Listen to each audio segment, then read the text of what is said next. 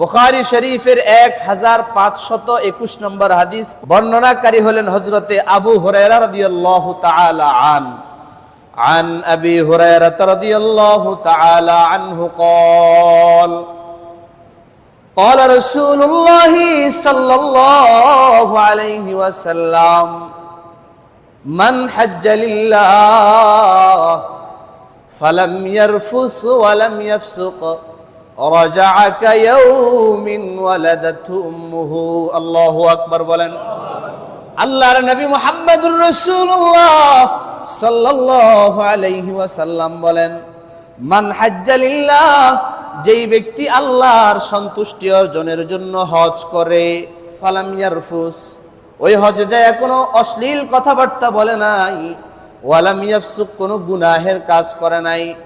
আল্লাহর নবী বলেন, ওই গুনাহের কাজ না কইরা, অশ্লীল গুনাহের মধ্যে লিপ্ত না হইয়া যদি হজ করে দেশে ফিরে আসে, আল্লাহর নবী বলেন, রাজাআকা ইয়াউমিন ওয়ালাদাতহু উম্মুহু, যেদিন ওই ব্যক্তিটা তার মায়ের গর্ভ থেকে দুনিয়ায় আসছে নিষ্পাপ হইয়া, ঠিক তদ্রূপ ওই ব্যক্তিটা হজ করে নিষ্পাপ হয়ে ফিরে আসবে।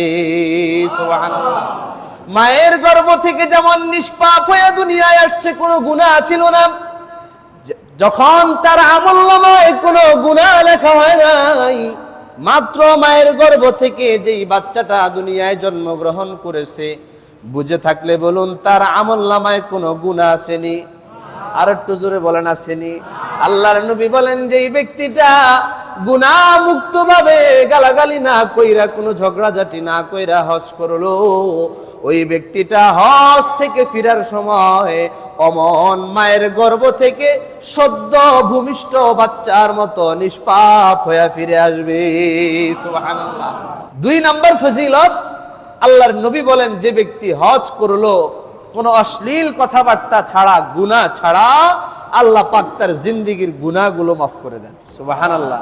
হাদিসের কিতাবের নাম সুনানুত তিরমিজি, তিরমিজি শরীফের 811 নম্বর হাদিস, বর্ণনাকারী হলেন হযরতে আবু হুরায়রা রাদিয়াল্লাহু তাআলা عن أبي هريرة رضي الله تعالى عنه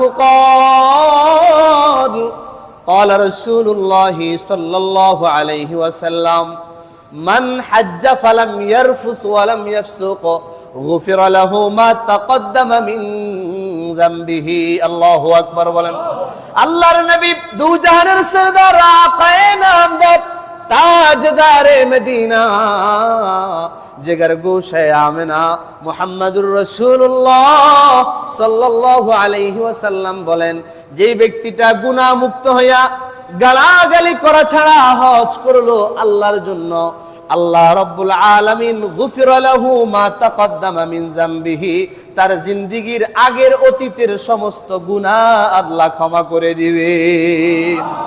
আল্লাহর নবী মুহাম্মদুর রাসূলুল্লাহ সাল্লাল্লাহু আলাইহি ওয়াসাল্লাম মুসলিম শরীফের 121 নম্বর হাদিসে বলেন, বর্ণনাকারী হলেন হযরতে আমর ইবনুল আস রাদিয়াল্লাহু তাআলা আন। লম্বা একটা হাদিসের শেষে আল্লাহর নবী হযরতে আমর ইবনুল আস কে ডাক দিয়া বলেন, আমা আলিমতা ইয়া আমর আন্নাল ইসলাম ইয়াহদিমু মা কানা ক্বাবলাহু ওয়া আন্নাল হিজরাতা তাহদিমু মা কানা ক্বাবলাহা ওয়া আন্নাল হজ্জ ইয়াহদিমু মা কানা ক্বাবলাহু। আল্লাহর নবী আমর ইবনুল আস কে ডাক দিয়া বলে, আমর তুমি কি জানো না, যেই ব্যক্তিটা কাফের থেকে ইসলাম গ্রহণ করে, ইসলাম গ্রহণ করার সাথে সাথে আল্লাহ তার আগের কুফরি অবস্থায় সমস্ত গুনাহ মাফ করে দেন। যেই ব্যক্তিটা নতুন ইসলাম গ্রহণ করে মুসলমান হয়, নবী বলেন আল্লাহ তার আগের জিন্দেগীর গুনাহগুলো ক্ষমা করিয়ে দেন। আল্লাহু আকবার বলেন।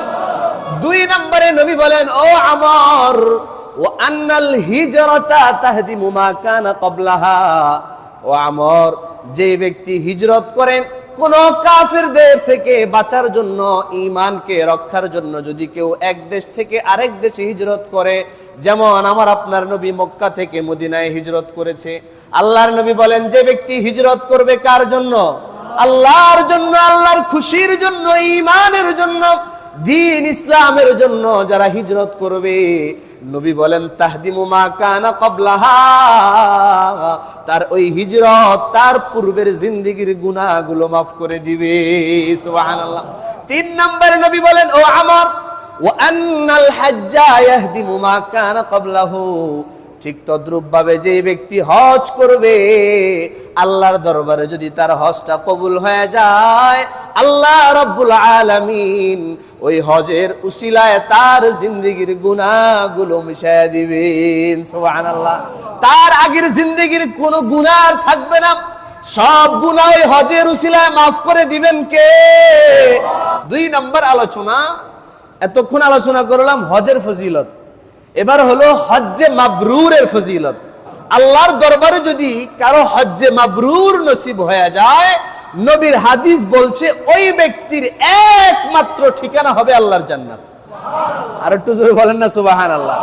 বুখারী শরীফের 26 নম্বর হাদিসে বলেন, একদম শুরুর দিকে হাদিসটা, আন আবি হুরায়রা রাদিয়াল্লাহু তাআলা আনহু قال أن رسول الله صلى الله عليه وسلم سئل أي العمل أفضل। আল্লাহর নবীর কাছে আয়েশা একজন সাহাবী প্রশ্ন করলেন, ইয়া রাসূলুল্লাহ, ইয়া হাবিবাল্লাহ, আইয়ুল আমালি আফজাল, নবী গো কোন আমলটা সবচাইতে শ্রেষ্ঠ আমল? সুবহানাল্লাহ বল। নবীর কাছে প্রশ্ন করলেন, নবী সবচাইতে শ্রেষ্ঠ আমল কোনটা? فقال رسول الله صلى الله عليه وسلم الإيمان بالله ورسوله। ও আমার সাহাবী শোনো, সবচাইতে শ্রেষ্ঠ আমল হলো আল্লাহ এবং তার রাসূলের উপরে ঈমান আনা। সুবহানাল্লাহ। সবচাইতে শ্রেষ্ঠ আমল হলো, সবাই পড়ে লা ইলাহা ইল্লাল্লাহু মুহাম্মাদুর রাসূলুল্লাহ সাল্লাল্লাহু আলাইহি ওয়াসাল্লাম। এরপরে ওই সাহাবী প্রশ্ন করেন, ইয়া রাসূলুল্লাহ সুম্মা মাযা, এরপরে সবচাইতে শ্রেষ্ঠ আমল কোনটা? আল্লাহর নবী বলেন, আল জিহাদু ফি সাবিলিল্লাহ, এরপরে সবচাইতে শ্রেষ্ঠ আমল হলো আল্লাহর রাস্তায় জিহাদ করা। সুবহানাল্লাহ বলেন। এরপরে ওই সাহাবী বলেন, ইয়া রাসূলুল্লাহ সুম্মা মাযা, এরপরে আল্লাহর কাছে শ্রেষ্ঠ আমল কোনটা? আল্লাহর নবী বলেন, এরপরে শ্রেষ্ঠ আমল হলো আল হজ্জুল মাবরুর। সুবহানাল্লাহ বলেন। এবার 2 নাম্বার হজ্জে মাবরুরের ফজিলত, আল্লাহর নবী মুহাম্মদুর রাসূলুল্লাহ বুখারী শরীফের 1773 নম্বর হাদিসে বলেন, 1773 নম্বর হাদিস, এই হাদিসের বর্ণনাকারী হলেন হযরতে আবু হুরায়রা রাদিয়াল্লাহু তাআলা عن أبي هريرة رضي الله تعالى عنه قال أن رسول الله صلى الله عليه وسلم قال العمرة إلى العمرة كفارة لما بينهما والحج المبرور ليس له جزاء إلا الجنة। জোরে বলেন আল্লাহু আকবার। আল্লাহর নবী বলেন, ও আমার সাহাবীরা খেয়াল করে শোনো, আল উমরাতু ইলাল উমরাতি কাফারাতুন লিমা বাইনাহুমা, আমার কোন উম্মত যদি একটা উমরা হজ করে, কি হজ? একটা উমরা হজ করে, কিছুদিন পরে 2 মাস 3 মাস 4 মাস পরে যদি আরেকটা উমরা করে, নবী বলেন কাফারাতুন লিমা বাইনাহুমা, তার ওই 2 উমরার মাঝে যতগুলো দিনের গ্যাপ হবে, রব্বুল আলামিন তার ওই মাঝের সমস্ত গুনাহগুলো ক্ষমা করে দিবেন। ফর এক্সাম্পল, আপনি একটা উমরা করলেন মুহররম মাসে, আরেকটা উমরা করলেন রমজান মাসে। আল্লাহর নবী বলেন, মুহররম থেকে রমজান মাঝখানে যতগুলো মাস আছে, আল্লাহ 2 উমরার বিনিময়ে তার সমস্ত মাসের যাবতীয় গুনাহগুলো ক্ষমা করে দিবেন। সুবহানাল্লাহ। এরপরে আল্লাহর নবী বলেন, ও আমার সাহাবীরা, ও আমার উম্মতেরা শুনো, ওয়াল হজ্জুল মাবরুরু লাইসা লাহু জাযাউন ইল্লাল জান্নাহ, আর একটা হজ আছে হজ্জে মাবরুর, যেই ব্যক্তির কপালে হজ্জে মাবরুর জুটে যাবে, লাইসা লাহু জাযাউন ইল্লাল জান্নাহ, ওই ব্যক্তির একমাত্র ঠিকানা হবে, প্রতিদান হবে আল্লাহর জান্নাত। সুবহানাল্লাহ। 3 নাম্বার হজের ফজিলত, নারী, শিশু, দুর্বল এবং বৃদ্ধ মহিলা যারা আছে, তাদের জন্য সবচাইতে বড় জিহাদ হলো হজ করা। সুবহানাল্লাহ বলেন। কারণ যারা নারী তাদের তো শরীরে এমন শক্তি নাই, যারা শিশু তাদের তো জিহাদ করার ক্ষমতা নাই আল্লাহর রাস্তায়, যারা দুর্বল, যারা অসুস্থ তাদের জন্য জিহাদের সক্ষমতা যেহেতু নাই, আল্লাহর নবীর কাছে ওই দুর্বল সাহাবীরা, বৃদ্ধ সাহাবীরা, নারী সাহাবীরা যায় প্রশ্ন করলেন, ইয়া রাসূলুল্লাহ, ইয়া হাবিবাল্লাহ, শুনলাম জিহাদের চাইতে বড় আমল নাকি আর নাই, কিন্তু আমাদের শরীরে তো শক্তি নাই, আমরা নারী হওয়ার কারণে যুদ্ধের ময়দানে তরবারি নিয়ে যুদ্ধ করতে পারি না। নবীজির স্ত্রী আম্মা জানা আয়েশা বলেন, ইয়া রাসূলুল্লাহ, তাহলে কি আমরা জিহাদ করব না, যেহেতু জিহাদের চাইতে বড় আমল আর নাই? আল্লাহর নবী বলেন, আয়েশা, তোমাদের জন্য সবচাইতে বড় জিহাদ হলো হজ করা। আর একটু জোরে বলেন না সুবহানাল্লাহ। সহিহুন নাসাই ফির 2626 নম্বর হাদিস, বর্ণনাকারী হলেন হযরতে আবু হুরায়রা রাদিয়াল্লাহু তাআলা عن أبي هريرة رضي الله تعالى عنه قال قال رسول الله صلى الله عليه وسلم جهاد الكبير والصغير والضعيف والمرأة الحج والعمرة الله أكبر বলেন আল্লাহর নবী মুহাম্মদুর রাসূলুল্লাহ সাল্লাল্লাহু আলাইহি ওয়াসাল্লাম ডাক দিয়ে বলেন, জিহাদুল কাবীরি ওয়াজ যায়ীফ, যারা বৃদ্ধ হয়ে গেছে, যাদের শরীরে শক্তি নাই, যাদের বয়স হয়ে যাওয়ার কারণে যারা জিহাদ করার সক্ষমতা রাখে না, ওয়াজ যায়ীফ, যারা দুর্বলতার কারণে জিহাদ করতে পারে না, ওয়াল মারআ, এবং যারা নারী হওয়ার কারণে যুদ্ধ করতে পারে না, ওয়াস সগীর, এবং যারা শিশু হওয়ার কারণে যুদ্ধ করতে পারে না। নবী বলেন তাদের জিহাদ হলো আল উমরাতু ওয়াল হজ্জু, তাদের জিহাদ হলো হজ করা এবং উমরা করা। সুবহানাল্লাহ। তাদের জিহাদ কোনটা? উমরা করা এবং হজ করা। পারবো তো ইনশাআল্লাহ? উমরার খরচ বেশি না, আল্লাহ যদি আমাদেরকে তৌফিক দেন আমরা ইনশাআল্লাহ সবাই অবশ্যই অন্তত একবার হলেও উমরা এবং একবার হলেও হজ করব, বলেন ইনশাআল্লাহ। এত বড় ফজিলত, প্রত্যেকটা হাদিস সহিহ হাদিস, সহিহ কিতাবগুলোর হাদিস আমি নাম্বার সহ বলছি, যাতে করে আমার আপনার দিলের ভিতরে আল্লাহর ঘর জিয়ারতের, নবীজির রওজা জিয়ারতের একটু স্পৃহা জেগে যায়। আল্লাহ সকলকে কবুল করুন, জোরে বলেন আমিন। 4 নাম্বার হজের ফজিলত, আল্লাহর নবী বলেন 3 ব্যক্তি আল্লাহ পাকের জিম্মাদারিতে চলে যায়। সুবহানাল্লাহ। মানে হলো 3 ব্যক্তির দায়িত্ব আল্লাহ সরাসরি নিজ হাতে নিয়ে নেন। সুবহানাল্লাহ বলবেন না? তাখরিজুল মুসনাদ, এই মুসনাদ কিতাবের 12 নম্বর খণ্ডের 379 নম্বর পৃষ্ঠায় বর্ণনাকারী হলেন হযরতে আবু হুরায়রা রাদিয়াল্লাহু তাআলা عن أبي هريرة رضي الله تعالى عنه قال قال رسول الله صلى الله عليه وسلم ثلاثة في ضمان الله عز وجل, 3 ব্যক্তি আল্লাহ পাকের জিম্মাদারিতে চলে যায়। সুবহানাল্লাহ বলবেন না? 1 নাম্বার নবী বলেন, রাজুলুন খারাজা মিন বাইতিহি ইলা মসজিদিন মিন মাসাজিদিল্লাহি আযজা ওয়াজাল, 1 নাম্বার ওই ব্যক্তি আল্লাহর জিম্মায় চলে যায় যেই ব্যক্তি তার নিজের ঘর থেকে বাহির হইয়া আল্লাহর কোন মসজিদের দিকে রওনা হয়। সুবহানাল্লাহ। যেই ব্যক্তি ঘর থেকে বাহির হয়ে কোন জায়গায় রওনা হয়? মসজিদের দিকে রওনা হয়। আল্লাহর নবী এখানে কোনো বাজারের কথা বলে নাই, কোনো দোকানের কথা আল্লাহর নবী বলে নাই। নবী বলেন যেই ব্যক্তি ঘর থেকে বাহির হইয়া মসজিদের দিকে রওনা হয় ওই ব্যক্তি সরাসরি আল্লাহর জিম্মাদারিতে চলে যায়। সুবহানাল্লাহ বলেন। 2 নাম্বার নবী বলেন, ওয়ামান খারাজা গাজিয়ান ফি সাবিলিল্লাহ, আর যেই ব্যক্তি ঘর থেকে বাহির হইয়া আল্লাহর রাস্তায় জিহাদের জন্য রওনা দেয় ওই ব্যক্তির জিম্মাদারি আল্লাহ নিজের হাতে নিয়ে নেন। সুবহানাল্লাহ। 3 নাম্বার আল্লাহর নবী বলেন, ওয়ামান খারাজা হাজ্জাল লিল্লাহ, আর যে ব্যক্তি আল্লাহর সন্তুষ্টি অর্জনের জন্য হজ করার উদ্দেশ্যে ঘর থেকে বের হয়ে যায়, হজ শেষ কইরা ঘরে ফিরা পর্যন্ত ওই ব্যক্তির জিম্মাদারি আল্লাহ নিজের হাতে নিয়ে নেন। সুবহানাল্লাহ। আর একটু জোরে বলেন না সুবহানাল্লাহ। তাহলে বুঝে থাকলে বলুন তো, হজ করলে, হজের জন্য ঘর থেকে বাহির হইলে আমার আপনার জিম্মাদারি নেন কে? আমি যদি কোনো বিপদে পড়ি তাহলে ওই বিপদ থেকে উদ্ধার করবেন কে? আরো জোরে বলেন কে? তাহলে আল্লাহ যদি কারো জিম্মাদারি নিয়ে নেয় তার কোনো ভয় নাই, দুনিয়ায়ও ভয় নাই, আখিরাতেও ভয় নাই। জোরে বলেন না সুবহানাল্লাহ। 5 নাম্বার ফজিলত, যারা হজ করবে, যারা উমরা করবে, যারা হাজী সাহেব আছে, তারা সরাসরি কার প্রতিনিধি? আল্লাহর প্রতিনিধি। ইবনে মাজাহ এই কিতাবের 2893 নাম্বার হাদিস, 2893।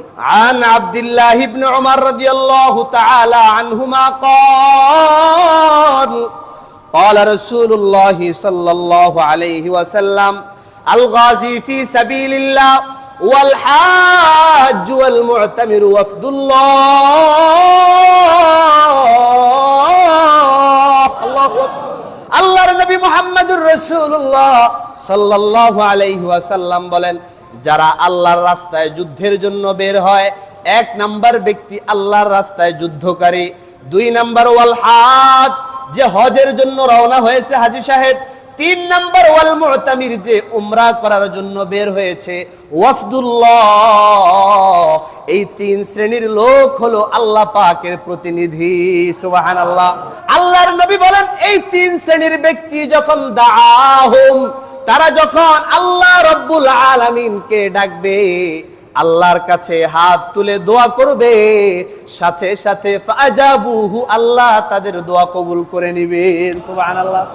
গাজী সাহেব যদি আল্লাহর কাছে হাত তুলে দোয়া করে, হাজী সাহেব যদি হাত তুলে আল্লাহর কাছে দোয়া করে, ওয়াল মুতামির উমরাকারী যদি আল্লাহর কাছে হাত তুলে দোয়া করে, নবী বলেন ফাজাবুহু, হাত তুলে দোয়া করতে দেরি, আল্লাহ তার দোয়া কবুল করতে দেরি করবেন না। সুবহানাল্লাহ। এরপরে আল্লাহ তাদেরকে আরেকটা বেনিফিট দিবেন, ওয়াসালুহু ফাতাহুম, এই 3 শ্রেণীর ব্যক্তি আল্লাহর কাছে যা চাইবে আল্লাহ তাদেরকে তাই দিবেন। আল্লাহু আকবার বলেন। 6 নাম্বার আলোচনা, যারা হজ করে দেশে আসছে অথবা হজ করার জন্য মক্কা শরীফের দিকে রওনা হয়েছে, ওই যাওয়ার সময় আল্লাহর নবী আমাদেরকে একটা আমল শিখিয়ে দিয়েছেন। যখন কোনো হাজী সাহেব তোমার এলাকা থেকে হজ করতে যাবে, তখন তুমি তার কাছে দুনিয়ার কিছু চাইও না, তুমি দুনিয়াবি কোনো মাল সম্পদ চাইও না, বরং তুমি তার কাছে একটা জিনিস চাইবা, যে তুমি হজ করতে যাচ্ছ, আমার জন্য আল্লাহর কাছে ইস্তেগফারের দোয়া করবা। সুবহানাল্লাহ। আমার জন্য একটা দোয়া তুমি করবা, আমি তোমার কাছে কিছু চাই না, আমার জন্য তুমি দোয়া করবা, আল্লাহ যাতে আমার জিন্দেগীর গুনাহগুলো মাফ করে দেন। সুবহানাল্লাহ বলেন না, আর একটু জোরে বলেন না সুবহানাল্লাহ। হাদিসের কিতাবের নাম মাজমাউজ জাওয়ায়েদ, এই কিতাবের 4 নাম্বার খণ্ডর 214 নাম্বার পৃষ্ঠা। হাদিসের বর্ণনাকারী হলেন হযরতে আবু হুরায়রা রাদিয়াল্লাহু তাআলা আন আবি হুরায়রা রাদিয়াল্লাহু তাআলা আনহু قال قال رسول الله صلى الله عليه وسلم يغفر الله للحاج ولمن استغفر له الحاج। আল্লাহর নবী বলেন, হাজী সাহেব যদি আল্লাহর কাছে গুনাহ মাফের দোয়া করে, আল্লাহ হাজী সাহেবকে সাথে সাথে তার গুনাহ মাফ করে দেন। সুবহানাল্লাহ। ওয়ালিমান ইস্তাগফারা লাহুল হাজ, শুধু তাই না, ওই হাজী সাহেব তার যেই সমস্ত রিলেটিভ, আত্মীয় স্বজন, বন্ধু বান্ধব যার জন্যই দোয়া করবে, আল্লাহ তার জন্য হাজী সাহেবের দোয়া কবুল করে নেবেন। সুবহানাল্লাহ। যদি হাজী সাহেব আমার আপনার জন্য গুনাহ মাফের দোয়া করে, নবী বলেন আল্লাহ রাব্বুল আলামিন ওই হাজী সাহেবের দোয়াটাও কবুল করে নেবেন। সুবহানাল্লাহ। তাহলে এবার বুঝে থাকলে বলুন তো, হাজী সাহেব দেশে আসলে অথবা যাওয়ার সময় আমরা তার কাছে কি চাইবো? গুনাহ মাফের দোয়া চাবো। কি চাবো? গুনাহ মাফের দোয়া চাইবো। আমি তোমার কাছে কিছু চাই না, আমার জন্য একটু দোয়া করবা, আল্লাহ যাতে আমার জিন্দেগীর গুনাহ মাফ করে দেয়। সুবহানাল্লাহ। শুধু তাই না, একজন হাজী সাহেব যার হজ আল্লাহর দরবারে কবুল হয়ে গেছে, সে দেশে আসার 40 দিন পর্যন্ত আল্লাহর কাছে যাই দোয়া করবে আল্লাহ তাই কবুল করবে। আর একটু জোরে বলেন না সুবহানাল্লাহ। এই জন্য হাজী সাহেব হজ করে দেশে আসলে তার কাছে বেশি বেশি দোয়া চাওয়া, তার মাধ্যমে দোয়া করানো, হতে পারে তার হজ যদি কবুল হয়ে যায়, সে যাই দোয়া করবে আল্লাহ তাই তো কবুল করে নেবেন। সুবহানাল্লাহ। 7 নাম্বার আলোচনা, যাদের দারিদ্রতা আছে, যাদের জিন্দেগিতে গুনাহ অনেক হয়ে গেছে, যাদের বাম পাশের বদ আমলনামাটা ভারী হয়ে গেছে গুনাহ করতে করতে, যাদের দারিদ্রতা তার পিছু ছাড়ে না, দারিদ্রতা লেগেই থাকে, এমন লোক আছে না নাই? আর একটু জোরে বলেন আছে না নাই?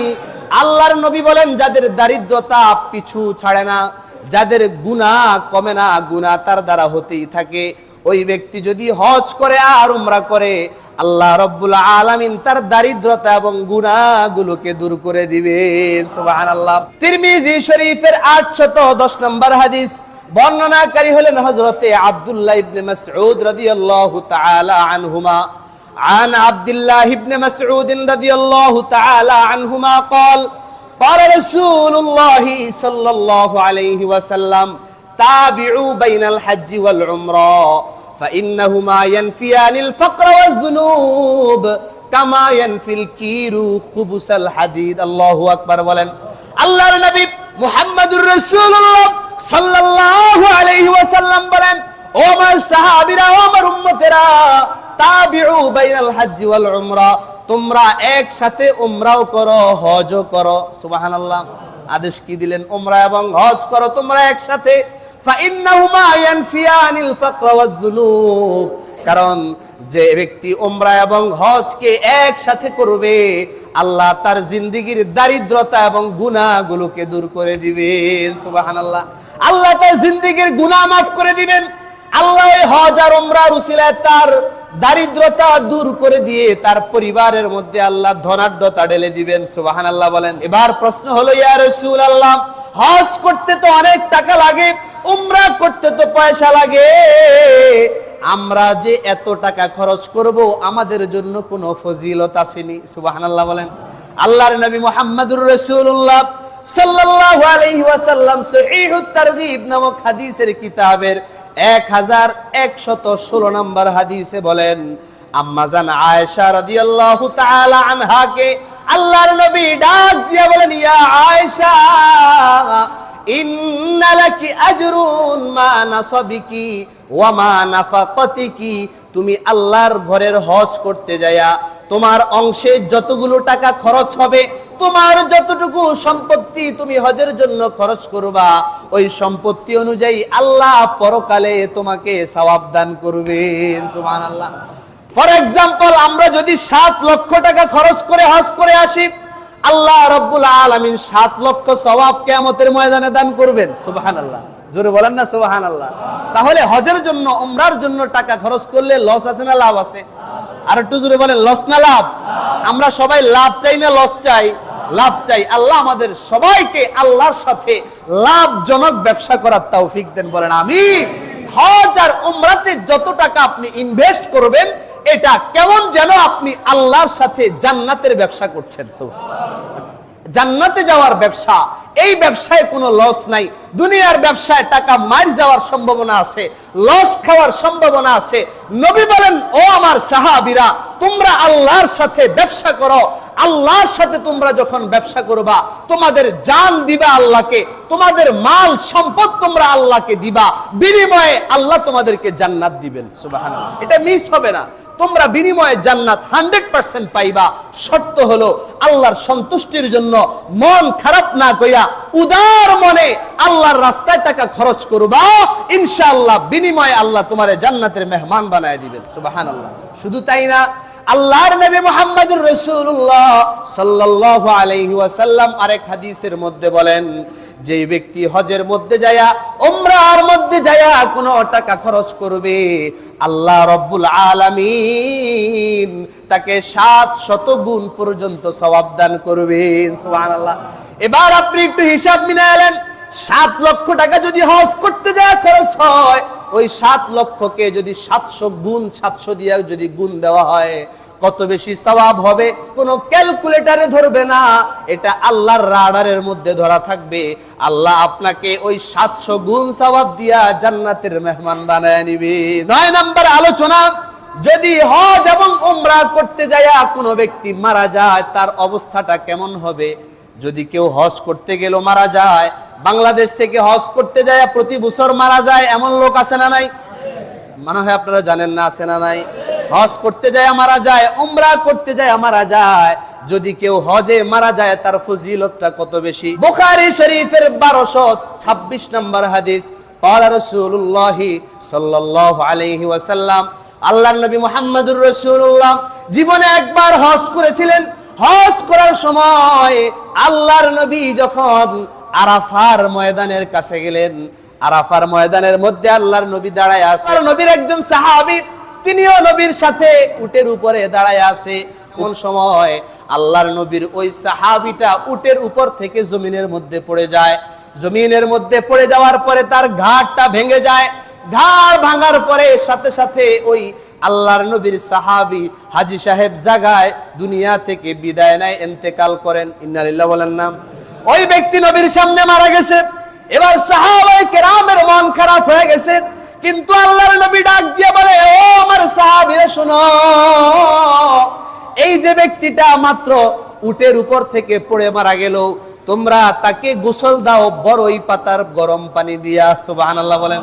বিমাইন ওয়া সিদরিন ফাগসিলুহু বিমাইন ওয়া সিদরিন, তোমরা তাকে পানি এবং বড়ই পাতা দিয়া গোসল দাও। ওয়া কাফিনুহু ফি সাওবাইন, এবং তাকে দুই কাপড় দিয়া কাফন দাও। কয় কাপড়? পুরুষদেরকে কাফনের কাপড় কয়টা দিতে হয়? 3টা, কিন্তু নবী বললেন 2 কাপড় দিয়ে তাকে কাফন পেঁচাও, এবং তাকে কোনো সুগন্ধি মাখায়ও না, এবং তার মুখটা খোলা রাখবা। কারণ হলো আল্লাহ রাব্বুল আলামিন ইয়াবআসুহু ইয়াউমাল কিয়ামাতি মুলাব্বিয়া, আল্লাহ পাক এই ব্যক্তিটাকে কিয়ামতের ময়দানে এমন ভাবে উঠাবেন, ওই ব্যক্তি সবার সামনে তালবিয়া পাঠ করতে থাকবে। সুবহানাল্লাহ। ওই ব্যক্তিটা এই 2টা সাদা কাপড় পয়রা, তার মুখ খোলা থাকবে, তার শরীর থেকে সুগন্ধি বের হবে, মিশকে আম্বরের ঘ্রাণ বের হবে। আল্লাহু আকবার বলেন। ওই ব্যক্তিটা কাল কিয়ামতের ময়দানে সবার সামনে উঠবে, লাব্বাইক আল্লাহুম্মা লাব্বাইক লাব্বাইক লা শারীকা লাক লাব্বাইক ইন্নাল হামদা ওয়ান নি'মাতা লাকা ওয়াল মুলক লা শারীকা লাক। ওই ব্যক্তিটা যে মাত্র মারা গেল, হজের মধ্যে মারা যাওয়ার কারণে হাজী সাহেব অবস্থায়, হজ করা অবস্থায় আল্লাহ তারে কিয়ামতের ময়দানে উঠাবেন। সুবহানাল্লাহ বলেন। এরপরে 10 নম্বর আলোচনা, তালবিয়া পাঠ করলে কেমন ফজিলত। তালবিয়া এই যে মাত্র পড়লাম, সবাই একবার পড়েন, লাব্বাইক আল্লাহুম্মা লাব্বাইক লাব্বাইক লা শারীকা লাক লাব্বাইক ইন্নাল হামদা ওয়ান নি'মাতা লাকা ওয়াল মুলক লা শারীকা লাক। এটা পড়তে মন চায়নি আপনাদের? আল্লাহ সবাইকে মক্কা শরীফে যাইয়া বাইতুল্লাহর সামনে এটা পাঠ করার তৌফিক দেন। জোরে বলেন আমিন। এই তালবিয়া যারা পাঠ করে কি হয়, আল্লাহর নবী বলেন, যখন হাজী সাহেবরা আরাফার ময়দানের দিকে যাওয়ার সময়, মিনা মুজদালিফা যাওয়ার সময় যখন এই তালবিয়াটা পাঠ করে, লাব্বাইক আল্লাহুম্মা লাব্বাইক যখন পাঠ করা শুরু করে, নবী বলেন তার ডানে বামে যত গাছগাছালি আছে, যত পাহাড় আছে, যত পাথর আছে, যত তরুলতা আছে, যত মাটি আছে, সমস্ত তরুলতা, গাছগাছালি, পাথর সব কিছু ওই হাজী সাহেবদের সাথে তালবিয়া পাঠ করতে থাকে। এভাবে পাঠ করতে করতে মিন হা হুনা ইলা হা হুনা, নবী বলেন এভাবে যাইতে যাইতে পুরো পৃথিবীর সব কিছু একসাথে তালবিয়া পাঠ করে। সুবহানাল্লাহ। এত বড় ফজিলত তালবিয়ার সময়টা, যারা হজ করতে গিয়েছেন তারা ছাড়া কেউ বুঝবে না যে ওই তালবিয়া পাঠের সময় যে কি মজাটা লাগে। সুবহানাল্লাহ। লক্ষ লক্ষ মানুষ একসাথে একই কণ্ঠে লাব্বাইক আল্লাহুম্মা লাব্বাইক, আল্লাহর দরবারে হাজিরা দেয়। আল্লাহ লাব্বাইক, আমি আপনার দরবারে হাজিরা দিলাম, আমি আপনার মহব্বতে, আপনার ঘরের মহব্বতে আমি আপনার সামনে হাজির হয়ে গেলাম। সুবহানাল্লাহ। আমি মাত্র সাদা কাপড় পইরা, ইহরামের কাপড় পইরা, সাদা সিধা অবস্থায় আমি কেমন যেন কবর পথের যাত্রী, আমার শরীরে সাদা কাপড় পেঁচায়া, আল্লাহ তোমার কাছে আর কিছু চাই না, আমি শুধু আপনার কাছ থেকে আপনার রহমত চাই, আমি আপনার কাছ থেকে ক্ষমা চাই, যাতে করে আমি এই হজের মাধ্যমে আপনার জান্নাত পর্যন্ত যেতে পারি। সুবহানাল্লাহ। আল্লাহ আমাদের সকলকে কবুল করেন, বলেন আমিন। 11 নম্বর তাওয়াফ করার ফজিলত। যারা এই যে বাইতুল্লাহর পুরো চতুর্পাশে কয়টা চক্কর দিতে হয়? 7 চক্কর। যে 7টা চক্কর দিলে তাকে তাওয়াফ বলা হয়। আল্লাহর নবী মুহাম্মদুর রাসূলুল্লাহ সাল্লাল্লাহু আলাইহি ওয়াসাল্লাম বলেন, যেই ব্যক্তি তাওয়াফ করে এবং যেই ব্যক্তি মসজিদে হারামের মধ্যে নামাজ পড়ে এবং যেই ব্যক্তি বাইতুল্লাহর দিকে তাকায়া শুধু বসে থাকে আর তাকায়া থাকে, এই 3 শ্রেণীর হাজী সাহেবের উপরে আল্লাহ 120টা রহমত নাজিল করেন। আর একটু আস্তে কর না, সুবহানাল্লাহ। হাজী সাহেবদের জন্য কয়টা রহমত নাজিল করেন আল্লাহ? 120টা 20 ওয়া মিআ 120টা রহমত আল্লাহ প্রত্যেক দিন নাজিল করেন। এর মধ্য থেকে সিত্তিন আলিত তাইফিন 7টা রহমত 60টা রহমত আল্লাহ রাব্বুল আলামিন তওয়াফকারীর উপরে নাজিল করেন। সুবহানাল্লাহ। যারা বাইতুল্লাহর তওয়াফ করতে থাকে তাদের উপরে আল্লাহ রাব্বুল আলামিন 60টা রহমত বর্ষণ করেন, নাজিল করেন। যেই ব্যক্তি আল্লাহর ঘরের মধ্যে দাঁড়াইয়া নামাজ পড়ে, সুবহানাল্লাহ, তার উপরে 40টা রহমত নাজিল করেন। কয়টা? যারা নামাজ পড়ে তাদের উপরে 40টা, যারা তওয়াফ করে তাদের উপরে 60টা, আর থাকে কয়টা? 20টা রহমত। যারা কাবা শরীফের তাওয়াফও করে না, নামাজও পড়ে না, শুধু বসে বসে বাইতুল্লাহর দিকে চোখ দিয়া তাকায়া থাকে, আল্লাহ তাদের উপরও 20টা রহমত নাজিল করেন। আর একটু জোরে বলেন না সুবহানাল্লাহ। সর্বশেষ আলোচনা 12 নম্বর আলোচনা, আসওয়াদকে যারা চুমু দিবে তাদের কেমন ফজিলত, সুবহানাল্লাহ বলেন। এবার চুমু সরাসরি দেখ অথবা দূর থেকে এভাবে চুমু দেখ, হাতের ইশারায়, যেভাবে হযরত আসওয়াদকে চুমু দিবে আল্লাহর নবী মুহাম্মদুর রাসূলুল্লাহ সাল্লাল্লাহু আলাইহি ওয়াসাল্লাম বলেন, কাল কিয়ামতের ময়দানে আল্লাহ পাক হজরে আসওয়াদটাকে উঠাবেন, কালো পাথর। এটা মূলত সাদা পাথর ছিল জান্নাতের, মানুষের গুনাহ চুষতে চুষতে পাথরটা কালো হয়ে গেছে। ওই হজরে আসওয়াদটা কিয়ামতের ময়দানে তাকে যখন উঠানো হবে, আল্লাহ পাক তাকে চোখ দিবেন এবং কানও দিবেন। সুবহানাল্লাহ বলেন, জোরে বলেন না সুবহানাল্লাহ। ওই হজরে আসওয়াদটা আল্লাহর দরবারে দাঁড়ায়া চোখ দিয়া দেখবে, যেই ব্যক্তি আল্লাহর মুহাব্বতে ইখলাসের সাথে হজরে আসওয়াদকে হজে যায়া চুমু খেয়েছিল, ওই হজরে আসওয়াদ তাকে চোখ দিয়া দেখে দেখে তার ব্যাপারে জবান দিয়ে আল্লাহর কাছে সুপারিশ করবে, আল্লাহ এই ব্যক্তি আমাকে চুমু দিয়েছিল, আমি আপনার জান্নাতি পাথর হইয়া আপনার কাছে আজকে সুপারিশ করছি, আমাকে চুমু দেওয়ার বিনিময়ে আপনি তাকে জান্নাত দিয়ে দেন। জোরে বলেন না সুবহানাল্লাহ। এই হজরে আসওয়াদ সুপারিশ করার পরে আল্লাহ পাক হজরে আসওয়াদের সুপারিশটা কবুল করে নেবেন। সুবহানাল্লাহ। আল্লাহ পাক আমাদের সকলকে যে ফজিলত গুলো বললাম, 12টা শিরোনামে, আরো অনেক ফজিলত ছিল, প্রত্যেকটা শিরোনামের পিছনে, প্রত্যেকটা ফজিলতের পিছনে একটা না কয়েকটা ফজিলতের ডাবল হাদিসও বলেছি। রব্বুল আলামিন আমাদের সকলকে এই মোবারক, এই বরকতি শ্রেষ্ঠ আমল হজ্জ বাইতুল্লাহ এবং জিয়ারত কবর রাসূলুল্লাহ সাল্লাল্লাহু আলাইহি ওয়াসাল্লাম, নবীজির রওজা মুবারক জিয়ারতের তৌফিক আল্লাহ আমাদের সকলকে দান করেন। আল্লাহ আমাদেরকে বাইতুল্লাহ তাওয়াফের তৌফিক দেন, জোরে বলেন আমিন। আল্লাহ আমাদেরকে হজরে আসওয়াদ চুমু খাওয়ার তৌফিক দেন, জোরে বলেন আমিন। ওয়া আখিরু দাওয়ানা আনিল হামদুলিল্লাহ।